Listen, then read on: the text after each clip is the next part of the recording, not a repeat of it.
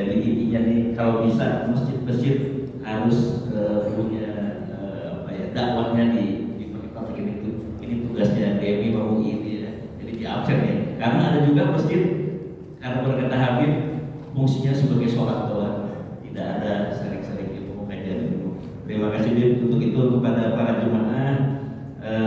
Kita kasih 3 sesi untuk menanyakan pada Habib sama-sama ini. Assalamualaikum warahmatullahi wabarakatuh. Waalaikumsalam. Yang saya muliakan hadir sebagai narasumber di sini. Saya perkenalkan, nama saya Ridwan Edi. Saya pengurus DKM. Alhamdulillah namanya sama, Masjid Ar-Rahmah juga di Komplek Devan. Ini tetangga saya, Al-Min. Dan di tempat kami ini di Ar-Rahmah itu adalah masjid yang mempunyai ikon, yaitu masjid pendidikan. Sehingga kami sangat tertarik sekali Ustadz kami menjelaskan sedikit tetapi bermakna sekali. Dan alhamdulillah ya, jadi visi kami yang semangat, mempersemangat untuk program-program kami nanti ke depan berkaitan dengan pendidikan kita sama-sama. Ada sesuatu yang tadi saya terkritik dengan Pak Ustadz, bahwasanya apabila lihat tren sekarang ini, korelasi antara pendidikan itu lebih cenderung kepada pendidikan yang hanya laku berkaitan dengan hal-hal ekonomi, yang dimana bagaimana untuk mempertahankan hidup, mencari rezeki itu saja.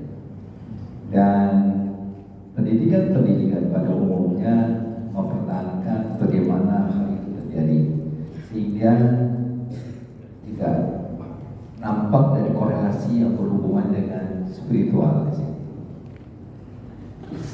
Ketimpangan ini memang harus ada balancing, dan saya sangat sependapat tadi balancing ini terjadi yaitu di masjid. Oleh karena itu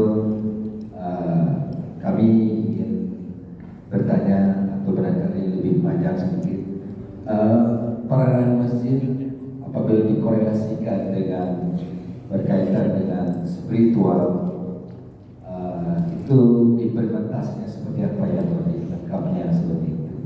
Karena saya sangat setuju sekali, masjid itu bukan saja untuk beribadah, bukan saja sholat fardu, bukan saja untuk menunaikan zakat, fitrah, tetapi yang paling esensi yaitu bagaimana untuk bisa memberikan knowledge dan perilaku untuk bisa menghadapi perkembangan ke depan. Dan itu tidak mudah, Pak Ustaz, saya yakin. Dan itu merupakan suatu penetrasi yang harus lambat dan proses. Tetapi dengan pengalaman Pak Ustaz di sini, kami minta pencerahan kira-kiranya ada keyword-keyword yang seharusnya bisa kita lakukan untuk percepatan pencapaian seperti itu. Demikian Pak Ustaz Kayadi, terima kasih atas pencerahannya. Wabillahi wal hidayah. Assalamualaikum warahmatullahi wabarakatuh. Kepada tazkiyah, bangun kecerdasan jiwa. Yang pertama, narasi yang perlu kita sampaikan dulu sehingga terbangun di dalam kepala kita semua adalah tasdiq al-mafahim. Kita membenarkan dulu pemahaman atau opini yang selama ini mungkin masih belum tepat, bahwa pendidikan Islam itu bukan hanya pendidikan yang berbasis kepada kecerdasan intelektual itu dulu. Karena nanti kalau kita mau masuk dalam mengimplementasikan pendidikan yang kita sebut dengan bahasa yang mudah akhlak kan gitu. Kalau itu sudah dibatasi bahwa itu sebagai di luar daripada pendidikan, itu kan sudah salah. Maka nanti akan terkucilkan gitu. Gitu. Bahwa tadi kenapa ayat tadi dibacakan itu supaya membangun kesadaran. Kan tadi saya sudah jelaskan, ternyata timbangannya di dalam Al-Quran sama loh, antara kecerdasan intelektual dengan kecerdasan spiritual. Pentingnya sama, tidak ada bedanya. Bahkan bisa jadi dia lebih penting di dalam beberapa sisi daripada kecerdasan intelektual. Poin yang pertama adalah kita membenarkan dulu pemahaman. Konstruk berpikir ini kawan-kawan selama ini masih salah, gitu kan? Setelah itu sudah benar pemahamannya bahwa ternyata Islam memiliki dua sistem pendidikan. Ada pendidikan yang berbasis kepada kecerdasan intelektual dan wawasan, ada kecerdasan mental dan juga spiritual. Dan itu timbangannya sama berat dan sama penting. Itu kesadaran itu yang sudah hilang hari ini. Iya kan? Kesadaran akan pentingnya kesadaran tadi itu sudah hilang. Ya. Mana buktinya sudah hilang? Ya, tadi fenomena hari ini kita melihat misalnya, kalau ada guru marah sama murid, memberikan hukuman, ada punishment yang dikenakan kepada seorang murid atau pelajar di bidang apapun itu, sekarang sudah menjadi sebuah aib dan kesalahan, dan itu bisa digugat malahan gurunya. Itu kan sudah menunjukkan berarti ini pendidikan spiritual, mental, dan moral itu sudah tidak dianggap sebagai pendidikan. Bahkan itu dicela hari ini kan gitu. Kalau misalnya seorang guru memukul muridnya yang merokok lalu itu disalahkan, ini berarti itu sudah tidak memiliki nilai pendidikan. Bagi kita perbuatan itu bukan pendidikan, perbuatan itu malah kriminal kita anggap hari ini. Bagaimana dengan zaman dulu itu? Para ulama, bapak-bapak mungkin sebagian udah tahu, itu para ulama yang top-top, yang besar-besar, yang ilmuwan-ilmuwan, itu dulu kadang-kadang kalau mau belajar sama gurunya, ya, ini saya bicara ada domain keislaman saja ya, dalam Islamic Studies, ya, di pesantren atau di universitas dulu ya, saya bicara dulu. Kalau kita baca di dalam sejarah dan kita mendengar daripada para guru itu, mau belajar, disuruh apa? Nguras kolam gitu Pak. Kalau juga disuruh nguras kolam gitu. Saya udah 3 tahun ini Ustaz mau belajar. Yang lain teman-teman saya sudah baca Sahih Bukhari, sudah baca ini, sudah belajar ini. Saya belum. Saya masih sampai sekarang disuruh nguras kolam itu. Nguras kolam Pak. Ada yang cuma disuruh sikat toilet. Bayangin kalau itu ada di zaman ini, kira-kira gurunya udah di penjara berapa tahun gitu kan? Dan sudah dihina satu negeri mungkin. Itu dulu seperti itu. Murid-muridnya jadi orang hebat. Ini kan salah satu treatment yang diajarkan untuk membenarkan dan mensucikan, juga mengupgrade mental dan spiritual. Itu penting. Jelas satu tidak? Ya.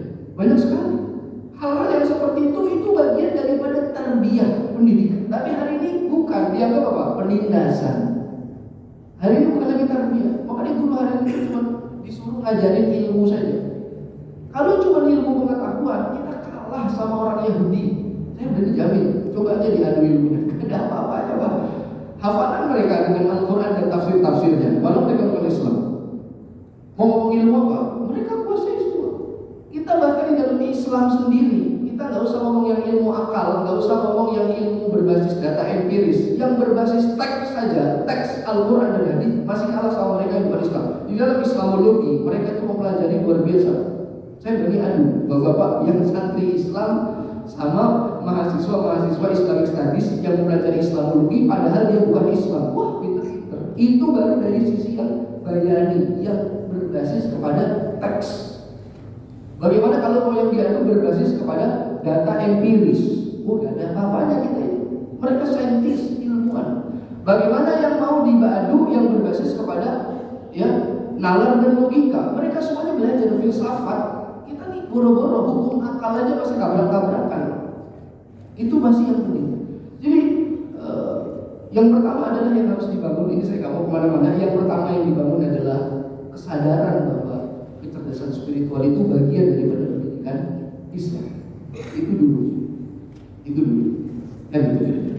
Lalu yang kedua, ya implementasinya dalam bentuk pengajaran itu sendiri dimasukkan di dalam materi-materi kajian yang ada di sekolah, di majelis-majelis, di masjid-masjid itu kajian-kajian tazkiyah. Kajian-kajian tazkiyah.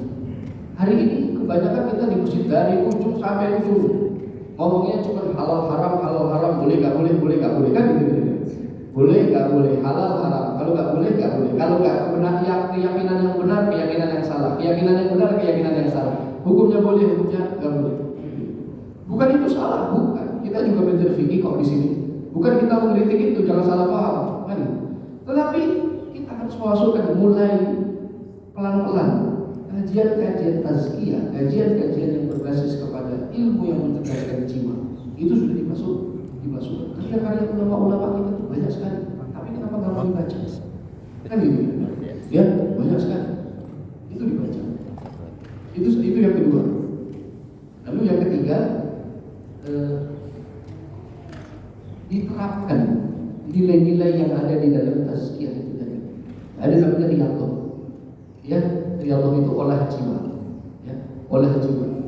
Untuk membiasakan diri terhadap sesuatu yang terjadi walaupun tidak sesuai dengan harapan dan ekspektasi. Kan gitu ya. Ya, itu dipelajari. Ya. Banyak contohnya kemarin kita baca di dalam pelajaran kita ada treatment Nabi Sulaiman yang harus diterapkan itu di dalam rumah tangga, di dalam kehidupan kita sehari-hari. Contoh yang paling dasar itu riyadhah, level paling bawah.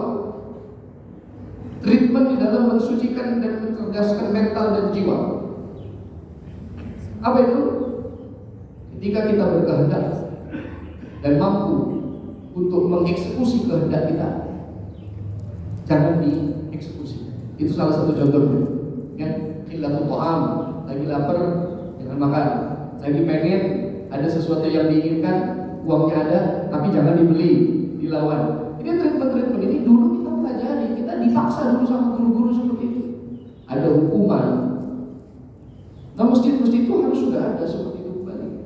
Ya, ada madrasah di masjid, kita sekolah sore, anak-anak, ya, ada punishment dari guru. Ketika kita ketahuan nonton malam misalnya, orang tuanya buat laporan, anak kami nonton Ustaz, ini dapat punishment. Sehingga hal-hal yang seperti ini nanti bisa diterapkan. Kalau mau dijelaskan implementasi secara konkret, ya, saya rasa akan menjadi panjang. Tetapi poin yang pertama, yang kedua dulu ya. Kalau saya langsung masuk kepada implementasi yang konkret, nanti tergantung fase umur itu berbeda-beda. Buat yang anak-anak lain, buat yang remaja lain, buat yang bapak-bapak, nah, itu semuanya ada di dalam kajian tazkiyah nafs. Itu kira-kira yang sederhananya seperti itu ya, bapak. Jadi kalau bapak-bapak pengen mau menerapkan, banyak sekali bisa buka jurnal-jurnal pendidikan. Bapak bisa buka keywordnya misalnya manajemen pendidikan akhlak perspektif Al-Ghazali misalnya. Itu sudah ada Pak. Itu mau diterapkan di sekolah bisa, diterapkan di masjid bisa, di madrasah-madrasah bisa. Itu keywordnya nanti bisa dibaca sendiri lah. Kalau saya presentasikan kan jadi panjang gitu ya. Bapak bisa buka jurnal, dibaca ya. Manajemen pendidikan akhlak perspektif bulan. Misalnya tadi menurut saya yang paling bagus perspektif Al-Ghazali di dalam kitab Ihyaul-Ulumuddin atau perspektif lebih bulan yang lain. Buka aja, itu muncul tesis-tesis disertasi atau karya-karya ilmiah yang itu sudah dijamu bagus. Tinggal kita pakai saja, tinggal kita terapkan saja. Itu caranya banyak. Yang susah ini membangun kesadaran. Masalahnya apa? Yang menyerang kadang-kadang dari orang Islam itu sendiri, gitu kan. Dan orang yang mengatasnamakan ahli agama itu unik, padahal nggak ahli itu yang ngomong, iya kan? Ya. Itu kira-kira itu jawaban sebenarnya. Terima kasih. Terima kasih. Assalamualaikum warahmatullahi wabarakatuh.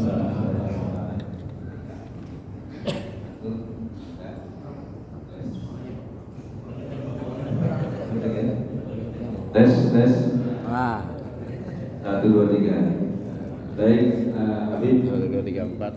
Tadi malam saya diskusi di WA tentang sebuah video, kalau saya kisah dulu yang menyalahkan gitu. Kita selama ini sibuk menjalani Ustaz ayat-ayat rupiah, tapi kita tidak ke ayat-ayat kauniyah. terjawab dengan budaya Habib ini, antara kecerdasan intelektual dan tazkiyah kecerdasan spiritual. Nah, hanya memang kadang-kadang pemahaman ini tersebar di media sosial. Bagaimana kita caranya mengerem ini? Karena yang menyebarkan juga ya orang-orang labelnya ustaz, kiai, dan sebagainya. Demikian. Assalamualaikum warahmatullahi wabarakatuh. Ini kalau ini pertanyaannya bukan saya yang jawab ini ya. Karena ini pertanyaannya berkaitan dengan bagaimana kita mengerem ini kan. Masalahnya ini kan sosial media ini nggak bisa dibendung ya Pak ya.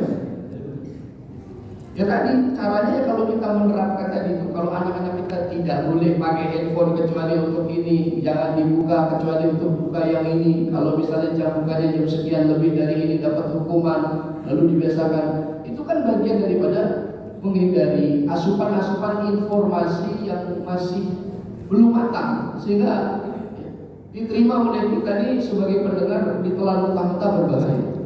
Mohon maaf ya, hari ini banyak ustadz-ustadz dadakan itu, ustadz-ustadz dadakan tidak punya kompetensi Pak, tidak punya kompetensi. Kita ini hari ini aneh ya. Semuanya kembali kepada kemasyhuran. Semakin dia masyhur, semakin dia yusma, didengar. Semakin dia terkenal, semakin dia bisa berpengaruh. Ini kan berbeda sekali sama negara-negara maju, ya kan? Tidak ada kaitan dengan keterkenalan. Orang yang memiliki kompetensi lah yang akan didengar. Hari ini yang berbicara orang yang tidak punya basis ilmuwan. Ya. Jangan salah paham bahwa saya tadi seakan-akan terlihat mengkritik orang-orang yang hanya berfokus kepada kecerdasan intelektual. Terus kita mau mengarah kepada kecerdasan spiritual. Bukan berarti kecerdasan intelektual ini juga ditinggalkan, kan tidak seperti itu. Jadi dua-duanya harus balance. Biasanya ada orang-orang yang berbicara kecerdasan spiritual karena memang tidak punya kemampuan di dalam kecerdasan intelektual. Ada juga Pak yang seperti itu, gitu kan? Akhirnya dia seakan-akan mau mengajak orang kepada mari kita membangun kemurnian jiwa, kesucian jiwa, akhlak, etika dan moral, tetapi di dalam hukum berantakan juga, kan gitu kan? Masalah halal haram nggak ngerti terabas yang haram halal, yang halal jadi haram, kan gitu kan? Ini juga clear.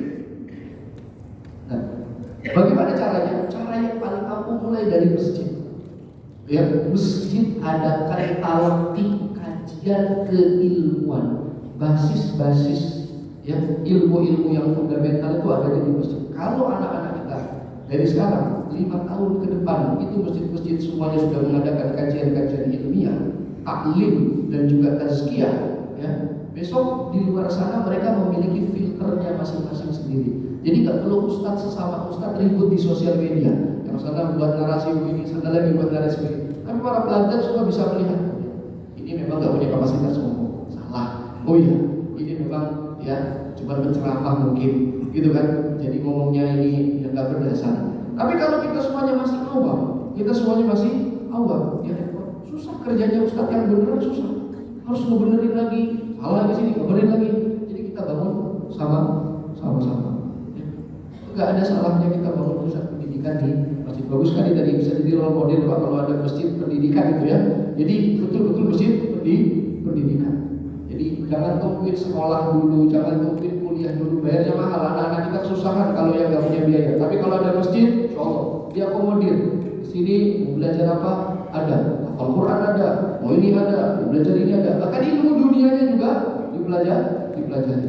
Ya, jadi ini menjadi kritik kepada kita semua dan tinggalkanlah ya ceramah-ceramah atau pendapat-pendapat orang-orang yang tidak otoritatif.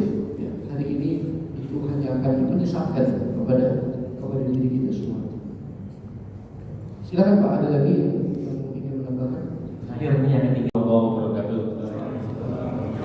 Tadi singgung masalah riyadhah dulu.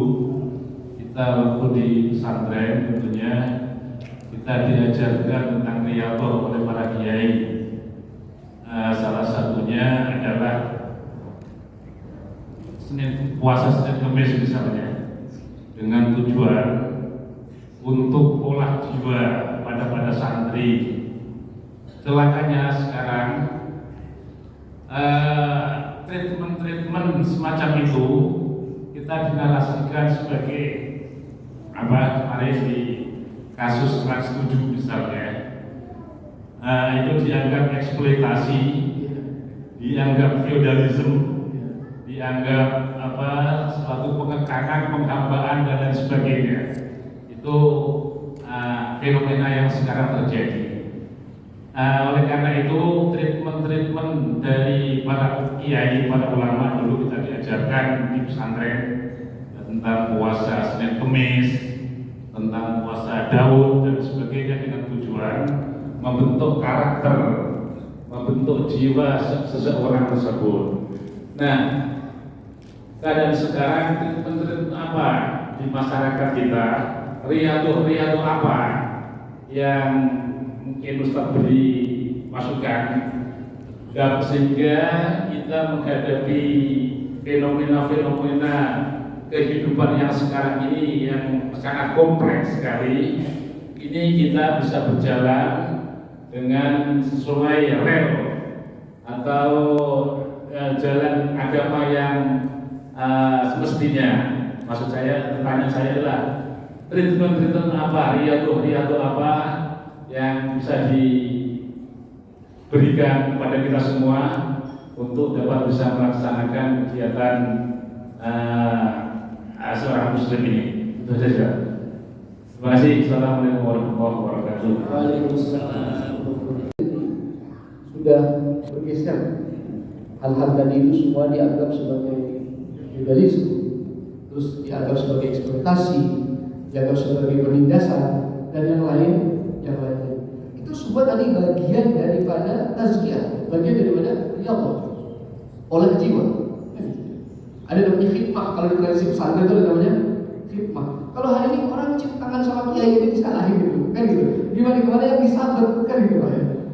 Gimana yang disabet, gimana yang disetrap, gimana yang disuruh ini, gimana yang itu bisa diatur apa? Padahal itu yang menjadikan mereka sebagai orang besar. Jiwanya, kan gitu ya. Itu semua ada manfaat dan ada tujuannya di balik semua itu. Tapi hari ini sudah tidak ada. Hari ini sudah bergeser. Kalau saya lebih cenderung yang pertama tadi membenarkan pemahaman itu. Saya mau mengembalikan pemahaman bahwa itu tidak salah. Itu adalah sesuatu yang benar. Makanya kita bisa bantah itu dengan dalil-dalil. Kita bacakan ayatnya, kita bacakan hadisnya, kita bacakan asar para sahabat kepada Nabi Muhammad dulu seperti apa, kan gitu. Para sahabat bilang nabi hadzal ilm illa bi ta'dhim. Kami ini tidak menggapai pengetahuan yang luar biasa ini bukan hanya karena ilmu tidak kami capai, kecuali karena pengagungan di hati kami. Ta'dhim, ta'alluq kepada guru, ya kan, khidmah kepada ilmu, khidmah kepada ahlul ilmi, ya kan, dan yang semisalnya. Tapi kalau ditanya untuk orang awam hari ini kira-kira treatment yang paling mudah supaya kita nggak ketinggalan banget gitu kan, bisa mengupgrade spiritual dan mental kita. Jangan-jangan kecerdasan kita itu udah S3 tetapi spiritual kita kelas 3 SD kan. Sabarnya masih belum banget, ikhlasnya masih belum ada, ridhonya nggak ada, terima sifat ridho, menerima sesuatu nggak ada. Ini semua kan nggak. Salah satunya paling gampang yang kemarin kita baca itu di dalam Ihya Ulumuddin, di dalam kajian kita setiap Ahad pekan pertama di sini ada treatmentnya Nabi Allah Sulaiman. Ya, itu paling gampang sekali yang tadi saya katakan. Inna Sulaiman alaihi salam fi mulkihi kana yut'imu an-nasa ladaa'il al-at'imah wa huwa ya'kulu khubz asy-sya'ir. Nabi Sulaiman itu ya, dengan segala kekayaannya, orang paling kaya, raja paling hebat, luar biasa, punya kerajaan yang luar biasa. Tetapi Nabi Sulaiman itu tidak pernah memberikan keinginannya. Contohnya ketika dia mau makan, orang yang lain, rakyatnya, tamunya itu dikasih makanan yang paling enak. Tetapi giliran dirinya sendiri itu makan makanan yang paling gak enak. Pada kondisi dia mau dan mampu makan makanan yang enak, tetapi dia gak mau memberikan itu. Ini treatment yang luar biasa. Fa'inna as-sabra 'ala lada'il al-at'imah ma'a al-qudrati 'alayha wa wujudiha ashadd. Karena sabar dan melawan diri atas sesuatu yang kita inginkan dan kita mampu menggapai keinginan itu lebih berat daripada sabar akan sesuatu yang kita inginkan tapi kita belum mampu. Oh itu. Sabarnya orang kaya saat dia bisa membeli sesuatu itu lebih susah daripada sabarnya orang miskin saat mau membeli gak punya uang. Oh itu. Kalau orang miskin sabar, oh saya sabar ini, saya pengen banget makan ini, tapi saya melawan diri. Kalau Anda bukan melawan, nggak bisa. Karena kalau Anda bisa belum tentu. Tapi kalau ada orang kaya, uangnya ada, eksekusinya bisa, mau dia, kemampuannya ada, tapi dia melawan. Enggak, saya nggak mau. Ini luar biasa. Itu treatmentnya Nabi Allah Sulaiman seperti itu. Setiap ada kehendak keinginan terhadap sesuatu dan kita mampu mengeksekusi sesuatu itu, lawanlah diri kita untuk tidak mengikutinya. Itu kalau bisa dalam 1 bulan 3 kali, nanti naik dalam 1 bulan 5 kali. Kan kita dalam setiap hari itu mesti punya keinginan juga ya. Coba kita bikin itu jadwal. Dalam 1 bulan saya mau coba dulu 5 kali. Setiap keinginan saya, apakah urusan makan, urusan belanja, urusan apapun itu, ketika saya berkeinginan dan saya mampu, saya nggak eksekusi, saya lawan. Itu kalau bisa. Para ulama bilang 40 hari berturut-turut dia bisa melakukan itu, maka langsung naik kecerdasan jiwanya itu 1 level. Pasti langsung.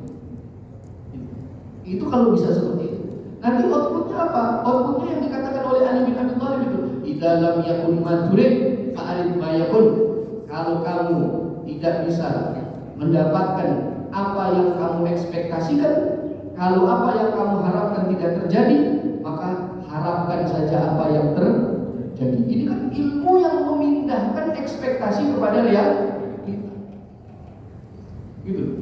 Stoik, kalau dalam filsafat itu kan stoikisme, nerima, qanaah, nerima. Ini bisa dicapai. Ini adalah output daripada jiwa yang tercerdas. Bagaimana caranya? Treatment yang paling mudah itu tadi. Saya rasa kalau buat kita hari ini, karena kan kita udah gak mau dijajah sama guru, beda sama dulu ya. Sekarang kita jajah diri masing-masing aja lah gitu ya.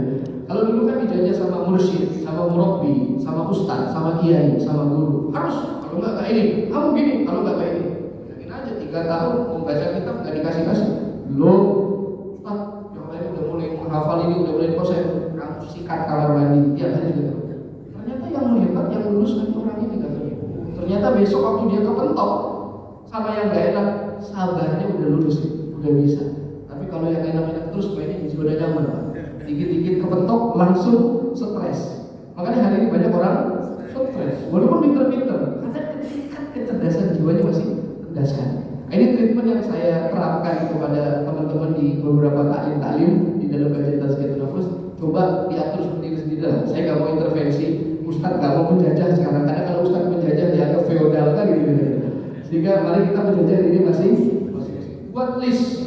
Dalam 1 bulan 5 kali minimal setiap saya berkehendak dan bisa mengeksekusi kehendak saya nggak mau eksekusi. Kalau itu bisa terulang sekali, 2 kali, 3 kali, 4 kali, sebulan, 2 bulan, 3 bulan, besok tiba-tiba pengen ini nggak dapat, sudah nggak asal, sabar. Kenapa? Sudah terbiasa. Teorinya Ali bin Abi Thalib tadi sudah bisa kita terapkan. Ketika harapan tidak sesuai dengan realita, maka harapkan saja realita yang terjadi kepadamu. Satu tingkatan lebih tinggi dari stoik, ya kira-kira seperti itu, Ustaz ya. Tapi kalau yang lain-lain saya rasa keberatan lah ya. Riyadhah puasa sekian hari, riyadhah ini. Kalau buat orang awam sekarang ngomongin kayak gini, apa ini nyusahin kan gitu ya. Padahal itu yang terbaik sebenarnya. Insyaallah, kira-kira seperti itu. Ada lagi Pak? Cukup? Ini soalnya saya disetrap sama Pak Yudi. Saya lagi diberikan dialog sama ini, tidak boleh lewat dari jam sekian ya. Terakhir jam 6 masih ada 5 menit kalau mau bertanya.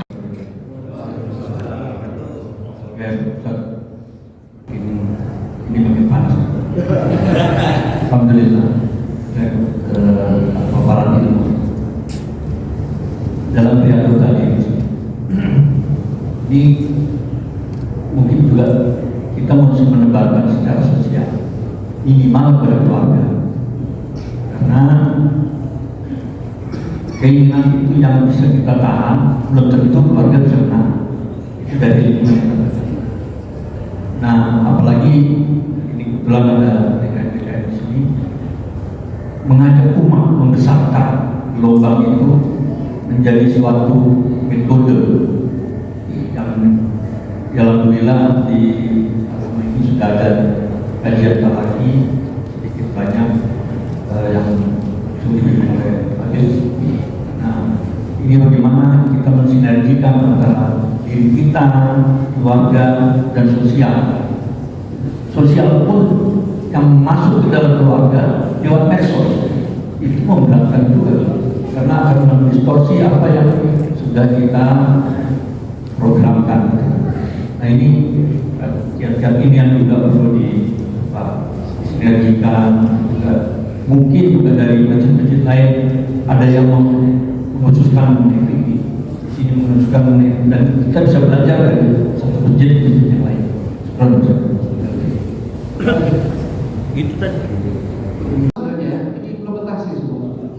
Makanya saya mencoba teman-teman para ilmuwan ini, terutama di dalam pendidikan, ya, mari kita beramai-ramai buat disertasi, buat tesis, buat jurnal yang menekan, ya, kepada regulator untuk adanya amandemen ini masalah undang-undang pendidikan. Minimal dari sekolah dasar itu, ya, pendidikan berbasis akhlak itu kan belum pernah ada. Selama ini itu pendidikan itu kan tidak ada berbasis akhlak. Itu kita masukkan di dalam sekolah, di sekolah-sekolah. Itu yang pertama. Kalau kita berbicara implementasi secara luas, ya, ini harus ada peranan pemerintah. Makanya bagus kemarin itu ada kerjasama sama militer yang dimasukin ke darat, anak-anak yang nakal. Itu penting sekali. Kan itu bagus.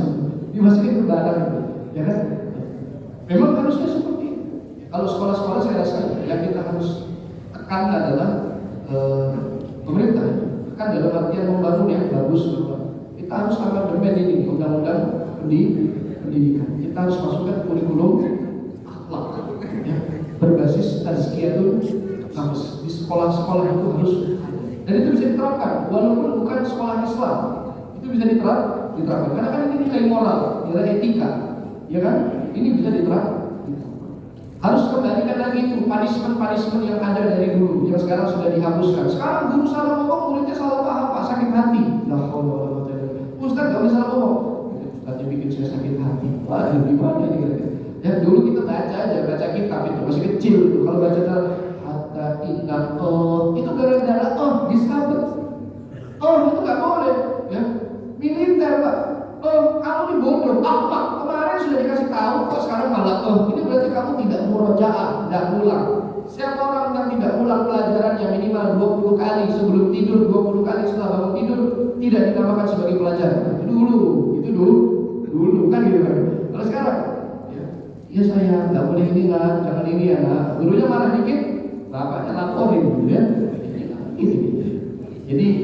Jadi itu kalau di sekolah. Kalau di rumah ya kita yang wajib. Itu kita membiarkan. Ya, maka itu kita terapkan nilai-nilai qanaah, merasa cukup, ya kan? Nilai-nilai sabar kepada istri dan anak supaya nilai-nilai tazkiyah ini bisa ada di dalam. Itu nanti di dalam kajian kita bahas insyaallah Pak ya. Itu di dalam bagaimana bentuk aplikasi tazkiyah di dalam rumah bersama istri, bersama anak, itu akan di dalam kajian. Kalau di sini nggak mungkin, karena ini kan tafsir ya, satu persatu dijelaskan kalau implementasi. Saya hanya membangun gagasan saja dan kritik dasar sebagai stimulus awal. Itu saja. Cukup ya, Bapak Ibu. Cukup, terima kasih Habib. Kajian yang sangat menarik ini juga pada jemaah semuanya Kelurahan Rajamukti, bila kami menyambut dan memindahkan ada kekurangan-kekurangan, mohon dimaafkan lahir batin. Setelah ini juga ada snack roti-roti di pojok barokah kita selain nasi kubur ini. Alangkah barokahnya Habib pengajian kita ini. Tambahan Habib, alhamdulillah Menteri Pendidikan kita setelah membuat program yang tadi Habib beritakan, tidak ada punishment, ada reward. Jadi kalau anak-anaknya bimbing doa, divideokan, lalu disebarkan orang tua. Jadi terus ada yang salah dengan rokok tadi divideokan. Jadi orang tua sekarang udah nggak bisa menutup lagi bulan. Jadi nanti akan ada softwarenya, dibagikan juga dari Menteri Pendidikan kepada sekolah-sekolah. Jadi sekarang nggak ada lagi guru dituntut dan polisi juga nggak boleh kalau ada yang begini udah di warning juga. Bagus kerjasama ini, yaitu para ulama-ulama kemarin juga mengadakan rapat kayaknya. Kan kita mudah-mudahan yang tadi yang bilang semakin cerah ke depan. Alangkah barokahnya pengajian kita ditutup dengan doa. Setelah itu ini biasa Pak Sahir foto dulu. Oh iya lupa, ada undangan dari Masjid Al-Qoi, ketua DMI kita, nanti tanggal 9 akan ada acara Maulid Akbar ba'da sholat Isya. Para jemaah semua, juga para santri-santri kita nih diminta kepada ketua kita ke Al-Qoi seberang dari sini nggak jauh. Mudah-mudahan acara tabligh akbarnya berjalan sukses dan meriah. Sekali lagi tanggal 9 ba'da sholat Isya ya, kita sama-sama meramaikan acara tabligh akbar kita. Terima kasih Pak Ustadz. Sampai lupa tadi, mohon maaf. Ya, itu dengan doa Kami sama-sama kita menghadirkan kekhusyuan kepada Allah Subhanahu wa taala, dan lupaan pagi hari ini senantiasa diberkati oleh Allah, dan memohon kepada Allah Subhanahu wa taala. Bismillahirrahmanirrahim.